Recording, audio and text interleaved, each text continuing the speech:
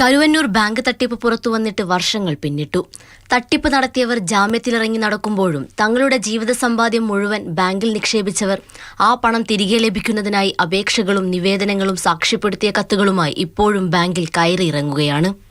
അതിലൊരാളാണ് മാടായിക്കോണം സ്വദേശി നെടുപുറത്ത് വീട്ടിൽ ഗോപിനാഥൻ. തന്റെ ജീവിതകാലം മുഴുവൻ പ്രവാസലോകത്ത് കഷ്ടപ്പെട്ടുണ്ടാക്കിയ 32 ലക്ഷത്തോളം രൂപയാണ് കരുവന്നൂർ ബാങ്കിൽ നിക്ഷേപിച്ചത്.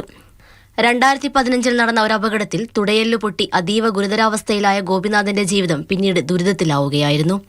കുറച്ചു മാസങ്ങൾക്ക് മുൻപ് കാലിൽ പഴുപ്പുകൂടി എറണാകുളത്തെ സ്വകാര്യ ആശുപത്രിയിൽ പ്രവേശിപ്പിച്ചു. അടിയന്തരമായി 2 ശസ്ത്രക്രിയകൾ നടത്തിയെങ്കിലും വലിയൊരു ഓപ്പറേഷൻ കൂടി നടത്തിയെങ്കിൽ മാത്രമേ ഗോപിനാഥന് കട്ടിൽ നിന്നും എഴുന്നേൽക്കാൻ സാധിക്കൂ. ഇതിനായി വലിയ തുകയുടെ ആവശ്യവുമുണ്ട്. എന്നാൽ പലതവണ ബാങ്കിൽ അപേക്ഷ നൽകിയിട്ട് 3 തവണയായി 50,000 രൂപ വീതം 1.5 ലക്ഷത്തോളം രൂപ മാത്രമാണ് ഇവർക്ക് ലഭിച്ചത്. മജ്ജ പോയിടത്തൊക്കെ വേറെ സ്ഥലത്ത് നിന്ന് മജ്ജ എടുത്ത് വെച്ച് വീണ്ടും സ്റ്റീലിട്ട് വീണ്ടും ഒരു ഓപ്പറേഷൻ ചെയ്താലാണ് ആൾക്ക് നടക്കാൻ പറ്റില്ല. അതൊരു മേജർ ഓപ്പറേഷനാണ്. പൈസ കിട്ടിയാൽ ആളുടെ ജീവൻ നിലനിർത്താൻ പറ്റുള്ളൂ. അതിന്റെ പേരിലാണ് ഇപ്പൊ ആണെങ്കിൽ ഈ ഓപ്പറേഷൻ നീട്ടി ഇങ്ങനെ വെച്ചിക്ക പൈസ ഇല്ലാത്തതുകൊണ്ട്.